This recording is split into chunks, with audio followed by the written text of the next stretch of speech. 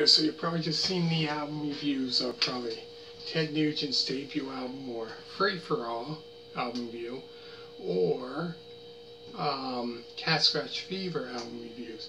If you haven't, and this is the first one that you're watching, make sure to check those other two out. So today I'm going to be talking about Ted Nugent's fourth studio album, Weekend Warriors. It was a hard rock and heavy metal album which was released on September of 1978. So by this time, Rob Grunge,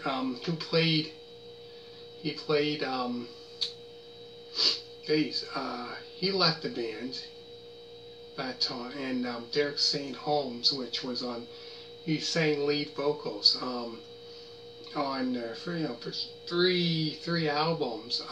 So they left the band. Charlie Hunt replaced him on lead vocals and backing vocals, as well as rhythm guitar, and John Sauter on bass guitar. So around this time, the fourth album, the lineup changed at this time. So those two left the band.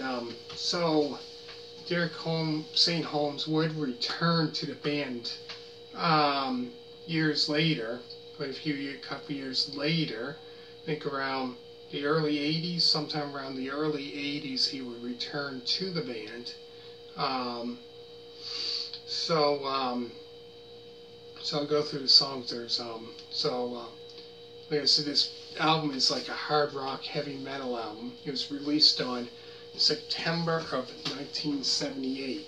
So the songs on the album include Need You Bad, One Woman, I Got the Feelin, Tight Spots, Venom Soup, Smokescreen, Weekend Warriors, Cruisin, Good Friends and a Bottle of Wine, and last is Name Your Poison. So that year, I don't think we performed any of these songs on didn't release any music videos or anything for that, but not a great album. I found it wasn't as good as the other first three albums he had out since his solo career. I didn't find it was as good. It is don't get me wrong, it is a good album, but I find compared to those other three albums, I found the other three albums were better than this album. I don't know, I found it was better, but not a bad album to listen to, really. But yeah, I found, I don't know, this is me though, I found it wasn't one of his best albums, but for you people that are watching this right now, you might think this might be one of your favorite albums by him. So don't get me wrong,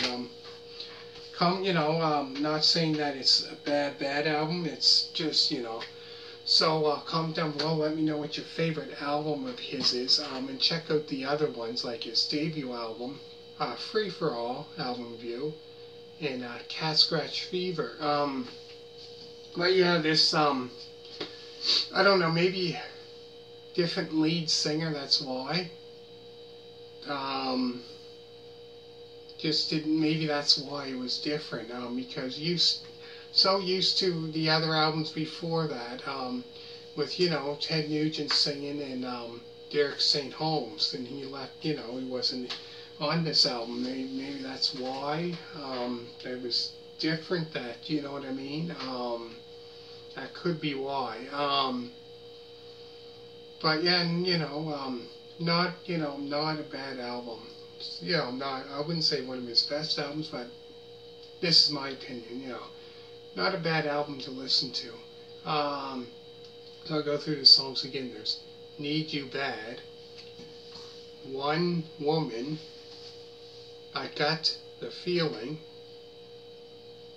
Tight Spots, Venom Soup, Smokescreen, Weekend Warriors, Cruisin, Good Friends and a Bottle of Wine, and last is Name Your Poison. So yeah, not not a bad album, really. Yeah, like this is the 4th album review that I've done of his. Also, make sure to check out. I did 2 album reviews of his when he was with the Amboy Dukes, when it was known as Ted Nugent and the Amboy Dukes. Call of the Wild album review, which I done, and did that one, and Tooth, Fang, and Claw album review also. So let me know what you think of this album, and maybe comment down below. Let me know what your top 3 Ted Nugent albums are, from the least favorite to the favorite, and let me know what your 3 favorite albums of his is. So definitely, probably anybody that's watching this now definitely probably is, a lot of you that are watching this, quite a bit of you probably are fans of his music. Yeah, it'd be interesting to find out from any decade, the 70s, 80s, 90s. Yeah, 90s, I think he only released 1 album out during his solo career. Yeah, interesting to find out.